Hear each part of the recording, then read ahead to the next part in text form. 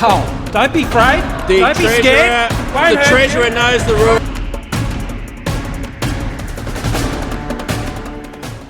Hi folks. So, ScoMo, you and your pet beetroot. Coal won't hurt you. Well, you know, the families of the thousands of dead coal miners in Australia might not share your sentiment on that, including me. And I suppose the weapons you now consult for only kill bad people. Anyway, let's move on. The Shailer Park coal mine. Let's dig into the history of this thing because it's very interesting. I assure you, what you just saw in that intro is never going to happen under Shailer Park. Your kids are never going to have to work in those conditions, in Shailer Park at least. It's a multi-generational saga of a pioneering family trying to extract minerals from the land they have. And you'll find out whether they were successful or not. I think you know the answer. And we came across one of the coolest surnames in Queensland history. You thought Henry Male Addison was cool. You thought Henry Plantagenet Somerset was cool. This guy takes the biscuit, I assure you. So anyway, grab a brew, settle down. It's not a long story, but it's an interesting story. We got some history, some geology, some people, and we'll have a bit of fun along the way. So you know what I'm going to say. If you dig the vibe, like and subscribe. And let's rock. Ooh, what's that?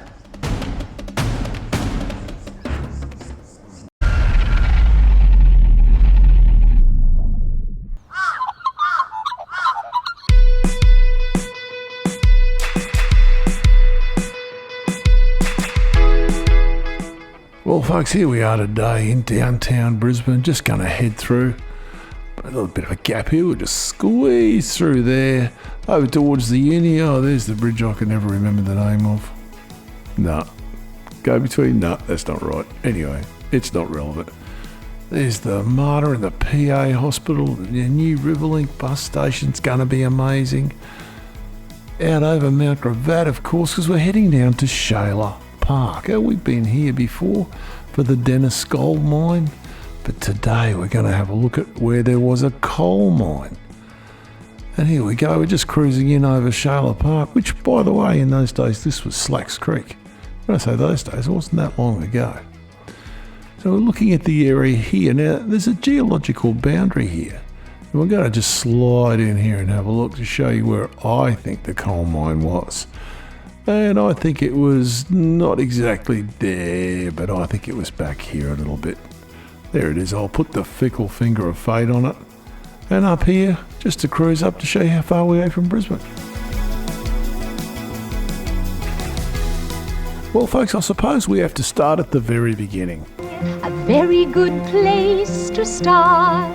Francis Frederick Risen Shailer. I told you he had a cool name.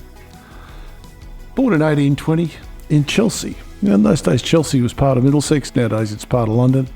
It was like every part of London. It had its poverty, but it was never a particularly scummy area. These people had a few denarii when they got here. They were from a family in England that had a history in running nurseries and raising plants. So, yeah, they weren't on the list of sponsored immigrants. They came here off their own volition. Now, they came out on a black ball line boat ship called the Sultana. It looks something like this. Unusually, this thing went to Hervey Bay first, then came down to Brisbane. And just in the junk, more Shailers left London a few years later and went to Wellington in New Zealand. And there is a big Shailer family in Wellington, around Palmerston, places like that, to this day. And they set up shop down in what was Slacks Creek and started to have babies, lots of babies. We won't go through them all. So Francis Shailer, of course, these people kept naming their children the same name. His son is also Francis Shailer, but that's not the one we're interested in. We're interested in Alfred Shailer, or Alfie as he was known locally, and he was born in 1884 and he passed away in 1970, so well known to the local area. But in the early days, this mine was first explored in the 1890s. So Granddaddy Shailer was probably involved in that. And so was Alfred Shailer, I would think, when he was growing up. And then another person did some exploration down there, not part of the Shailer family, actually part of the Gurns family, H. Gurns. Now, it can't be Heinrich Gurns because he was getting a bit old by then. It was probably his son, Harold Gurns. And in the 1930s, they were doing exploratory wells and exploratory boreholes down there looking for coal. Obviously not successfully because they didn't do a mine. Then in the 1940s, Mr. Glenn Shailer, who is Alfie's son, he was the one that actually took the time to dig a bit of a hole, dig a bit of a mine and try and get some coal out. So let's have a closer look at that. It may be the key to the whole plan. You get it? Got it. Good. Well, folks, here we have the geology map. This old purple stuff here is our Narran Fern Vale. It's old, 400 million years. No coal in that stuff. This is the Tingalpa Formation. This is the formation they were mining in. It's Triassic. It contains coal and shale and hydrocarbons. And this stuff over here, this is the Woogaroo group. This also contains coal, although they weren't mining in this. This is the stuff from up at Ipswich. And it's Jurassic. It's sitting on top of the Tingalpa Formation. And this stuff down here is gravel, the light green and the yellow stuff. And this Quaternary, it's modern. It's just from the local rivers and creeks.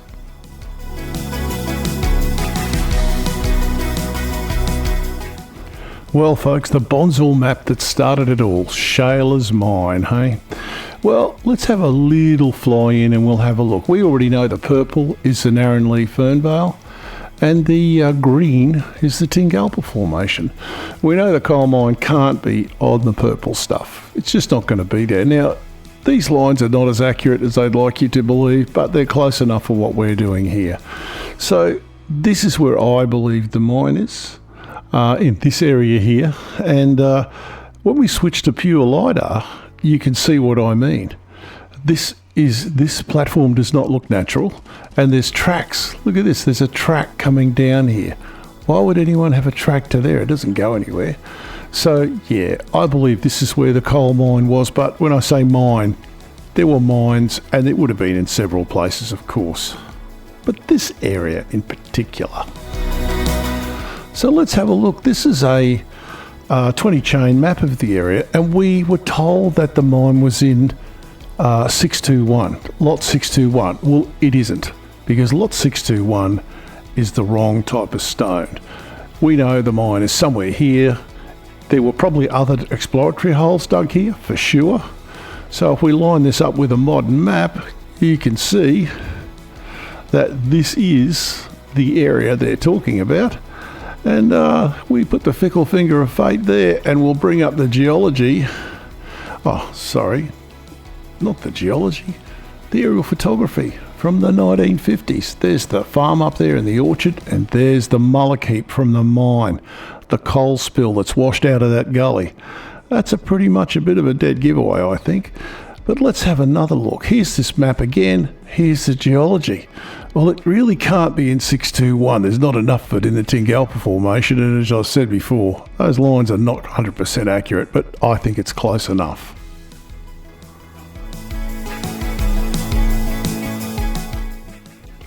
So, what's it all about, Alfie? Well, this stuff. By the way, Alfie was a local school teacher. Very well thought of. This stuff. Coal. This stuff's garbage. Carbon's too low. Ash is too high. Had we got exposures into this rock type down there, this is what we would have seen, except more of this, where you had more shale than coal. And that's pretty crappy looking coal as well, by the way. This is not in Queensland. Couldn't find anything down there. However, we don't have to go too far away to see what it probably did look like. Because just up the road, in the Karawatha forest, there's this exposure in the quarry. And this is exactly what they would have been mining into. They would have been looking for bands of dark stone, and they would have found it in the creeks and gullies, knowing that if they keep going, they'll find it. And they did find coal. There's no question of that. The trouble is, it's garbage. Could we use it today? Yeah, we could use it today. We could mix it in with good coal and run it through power stations. They didn't have such a thing. All coal in those days pretty much was used for making gas or burning to make heat, make steam, which it was useless at. So this is that top track I told you about. This runs along in front of the Oaky Mountain orchard. I'll give you a bit more of that in a bit. And that little track that runs off the edge is somewhere here. But the lantana, the further in you go here, the lantana just gets thicker and thicker and thicker. And of course, this thing drops off vertically. Well, not vertically, but it's pretty steep. You've got to find this track. Now, there's a few mountain bike tracks here, which I will probably follow. There's one heading down there, and I'm pretty sure that's the one that we can see. Here's the orchard. There's those mango trees. You can see that in those 1950s photograph. Those mangoes are mature, absolutely mature. And by the way, that's asparagus fern growing through there. It's like organic barbed wire. Absolute garbage. Somebody's still farming here, and good on them. This is a historic heritage farm. We must, preserve these things where we can. And we don't need to grow our fruit in Victoria and to have Fox Transport bring it up. We could grow it here. So this track again. I strongly advise you to go and walk this track. It's absolutely lovely. This whole area is just a gem. Just pretty. Especially early in the morning like this was. Yeah, birds are singing. It's a really cool place. So as I walked along, I tried to look for more exits coming off this track. That previous mountain bike one actually turned out to be a furphy. It didn't go where I thought it was going to go. And that's the sort of stuff you're going to have to belt through. And I don't know if you can see it, but as that gets further away, it just rolls off into about a 40-degree slope. You can't walk on a 40-degree slope without assistance from ropes. You certainly can't if you're my age and size. And it's also full of asparagus fern, which is worse, just worse than bougainvillea. It's terrible.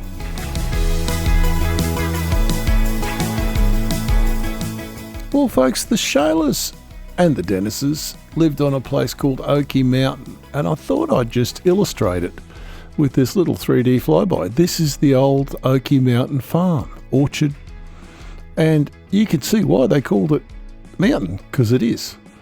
And this metadata's not that old, so these fruit trees are still here. I think it's fantastic.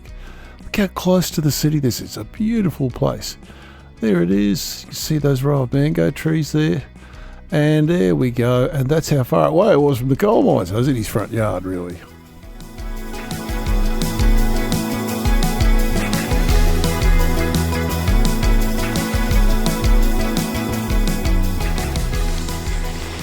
Well, Geo nerds, there you go. The story of the Shailer Park coal mine. I found it very interesting. Yeah, it didn't amount to much, but they gave it a go. They had a good go. Multiple generations decided they were going to make that their own, and they had a go. So yeah, I read a geologist report from the 1890s about that area, and they said that Mr. Shailer had injured his hand in an accident at the mine, and he lost 4 fingers on one hand. And when the doc was sewing him up, he said, "Hey doc, will I still be able to use a shovel with this hand?" And the doc said, "Probably, but I wouldn't count on it." After that, if you still dig the vibe, and like and subscribe. You have a friend who might like this content, tell them. If you're like me, you don't have any friends, tell a stranger. It'll feel about the same.